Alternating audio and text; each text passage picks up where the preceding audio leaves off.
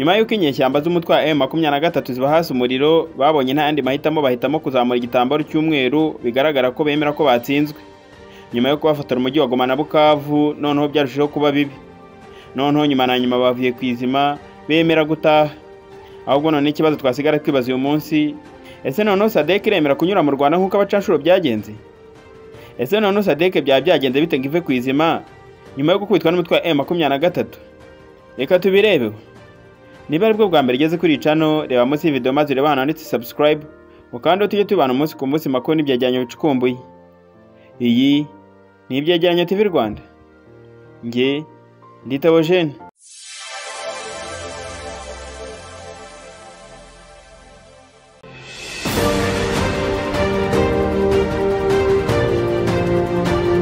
Inama idasanzwe yahuje abakuru b'ibihugu byo mu muryango wa SADC yemeje bidasubirwaho guhagarika ubutumwa bwa SAMIDRC no gutangira gucyura mu byiciro ingabo z'uyu muryango ziri muri Repubulika ya Demokarasi ya Kongo. Iyi nama yateranye kuri wa kane yitabiriwe n'abakuru b'ibihugu harimo Emmerson Mnangagwa wa Zimbabwe ari nawe uyoboye umuryango wa SADC muri iki gihe, umwami Mswati wa gatatu wa Eswatini, perezida wa Madagascar Andry Rajoelina, hari kandi na Joao Lourenço wa Angola, Samia Suluhu Hassan wa Tanzania, Lazarus Chakwera wa Malawi na Hakainde Hichilema wa Zambia ndetse na Felix Tshisekedi wa Kongo. Umwanzuro wa 10 w'iyi nama uvuga ko inama yarangije ubutumwa bwa SAMIDRC no gucyura mu byiciro ingabo za SAMIDRC ziri mu burasirazuba bwa Repubulika ya Demokarasi ya Kongo. Ingabo za SADC zoherejwe mu butumwa bwa SAMIDRC zageze muri Kongo kuboza mu mwaka wa 2023 ubwo zari zije gusimbura iz'umuryango wa Afurika y'Iburasirazuba EAC.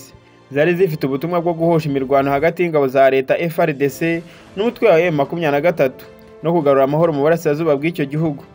Mu Gushyingo 2024 nibwo SADC yafashe umwanzuro wo kongerera igihe ingabo zayo zari zimaze umwaka muri Repubulika Iharanira Demokarasi ya Kongo ndetse n'ubutumwa buhindura umuvuno. Izi ngabo zinjira mu bufatanye n'iza FARDC mu guhangana n'umutwe wa M23 witwaje intwaro. Uyu mwanzuro kandi ufashwe mu gihe ingabo za M23 zakubise ishuri ingabo za leta n'imitwe bafatanya harimo FDLR, Wazalendo, ingabo za SAMIDRC, iz'abarundi n'abacanshuro b'abanyaburayi, ikanafata n'umujyi wa Goma. Ni urugamba SADC yatakaje abasirikare 18. Ibihugu bifite ingabo muri Repubulika ya Demokarasi ya Kongo binyuze muri ubutumwa bwa SAMIDRC harimo igihugu cya Tanzania, Malawi na Afrika y'Epfo. Ngibyo iby'ingabo za SADC zigiye kuva mu burasirazuba bwa Repubulika ya Demokarasi ya Kongo bikaba byavuye mu mwanzuro w'inama y'abakuru b'ibihugu yateranye. Niba ari bwo bwa mbere igeze kuri channel, reba munsi iyi video maze ureba hano handitse subscribe, ukanda tujye tubana umunsi ku munsi makuru n'ibyegeranyo bicukumbuye. Iyi ni ibyegeranyo TV Rwanda. Nge ndi Theogene.